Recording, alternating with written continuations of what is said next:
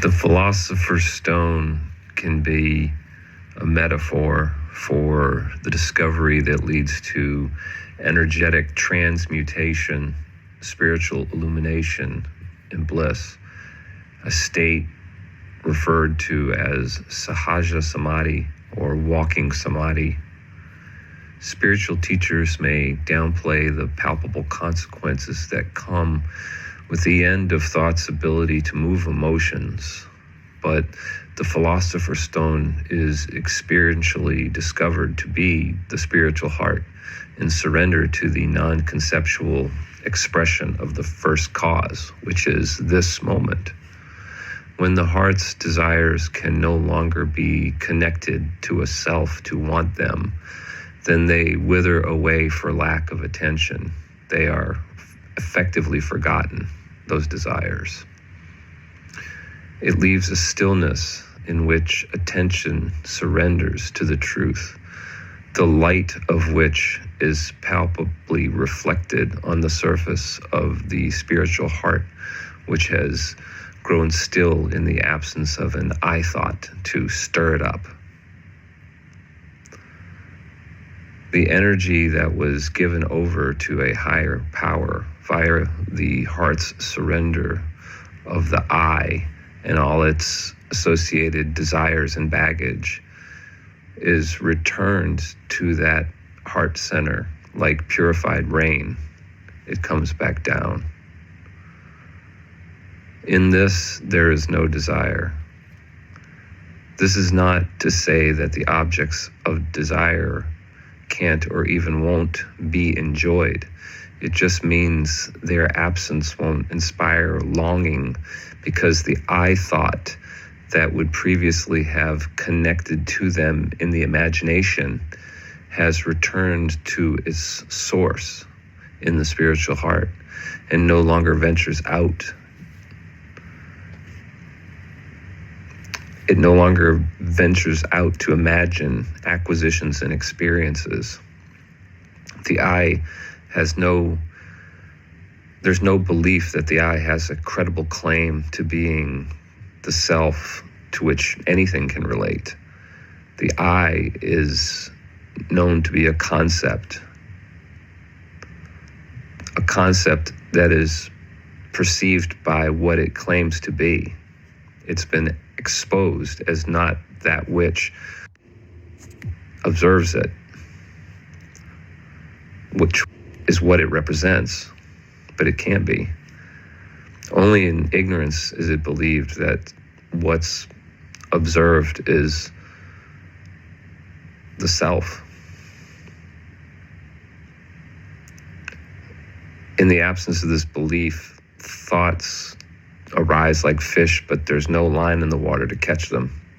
So they swim past and vanished unclaimed. We are energetic beings, and the brain burns about 20% of your calories, despite being only 2% of your body weight. When the structures of that brain are given relief by virtue of their not being constantly triggered,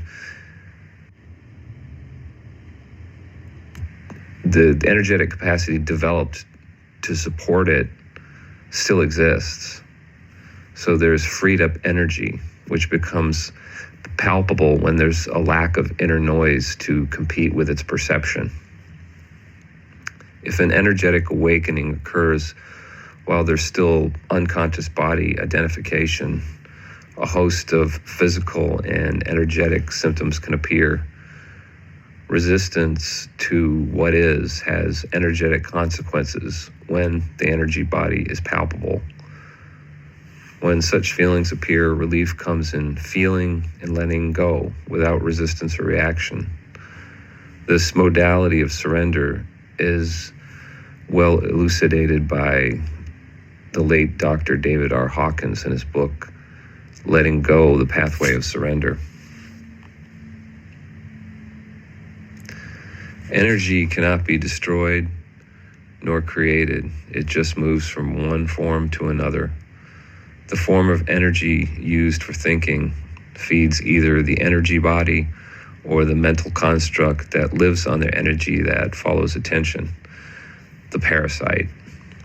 The parasite is the mass of ideas that pretends that it's you. It colors the energy body. It's defined by all the ideas that get pinned to the concept I. And when identified with it, it has a claim to energy, to attention. This thing, it well matches what's described in Metallica's song, Sad But True.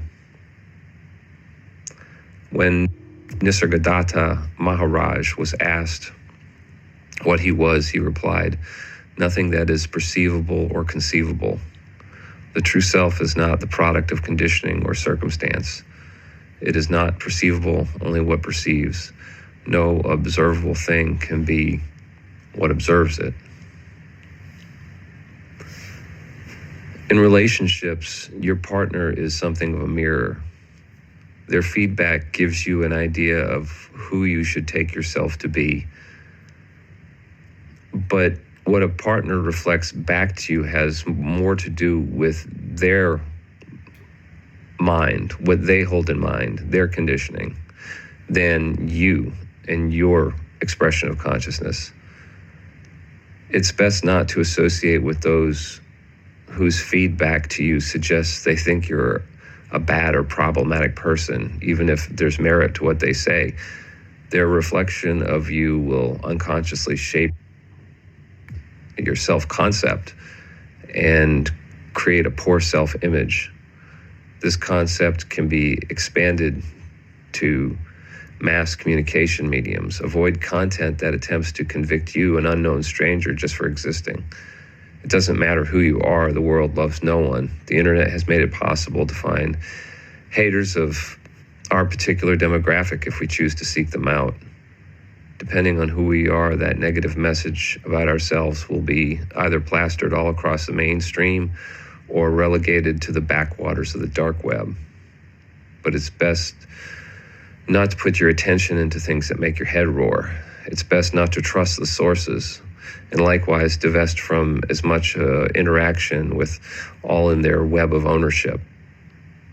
This is easier done the more disenfranchised your detractors are. Back on November 27th, I referenced the math professor and his jokey Smurf presence. And now we see what Mario's brother, the plumber, who was a big fan of the math professor's writing, did up in New York City.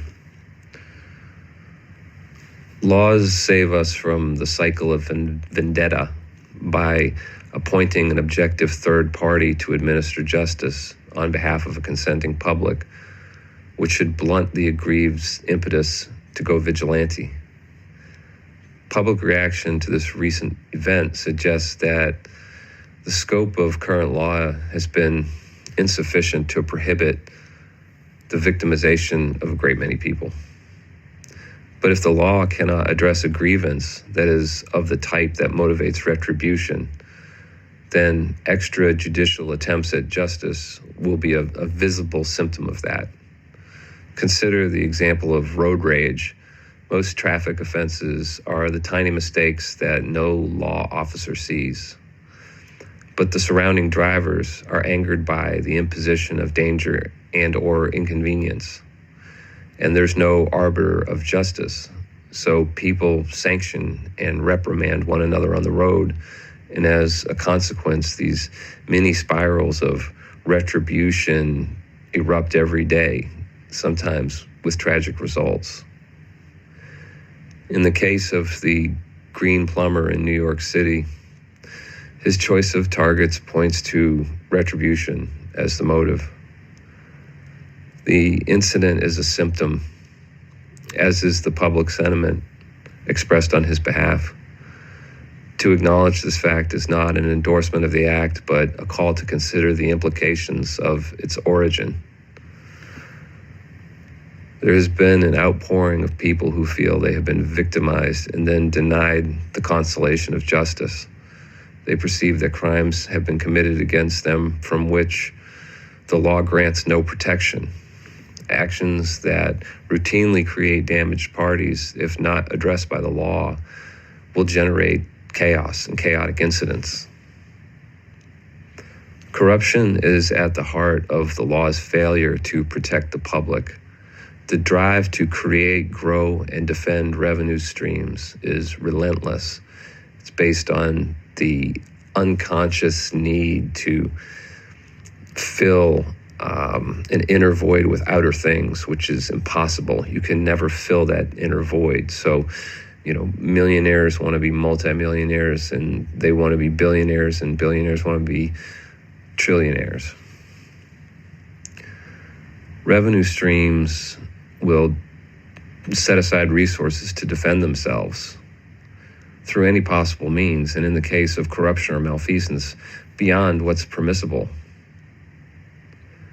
But what's permissible currently is sufficient to create enough victims for us to question why there's no legal protection. Law is written by lawmakers, and regardless of the loophole it comes through, the direction of resources and opportunities to those who vote on the laws is corruption. The direction of resources to those for the purpose of swaying them. Corruption causes lawmakers to vote against the interests of their constituents and for those of a smaller number, a subset. A grievance committed against the public can have its legal prohibition suppressed such that it never even comes up for a vote. Corruption is the product of consolidation, as huge power players have the scale to justify the expenditure associated with the task of tilting public policy in their favor. Their interests crowd out those of the voters, from whom the stories of the victims are hidden by the beneficiaries who influence the media through sponsorship. Over-regulation of industry leads to the corporate capture of government, and ultimately the opposite of its intent to rein in industry. Regulation imposes a compliance cost on industries, which then must consolidate to a smaller number of larger firms, each with the scale to dilute the compliance cost. So regulation initially drives consolidation in an industry to build scale. Then these larger players have the resources to buy politicians who will serve their interests. That's accomplished because of corruption.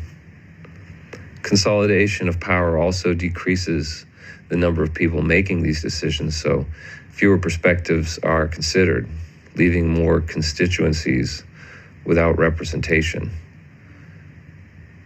There needs to be, in addition to regulation, some check and balance, some way to protect from corruption.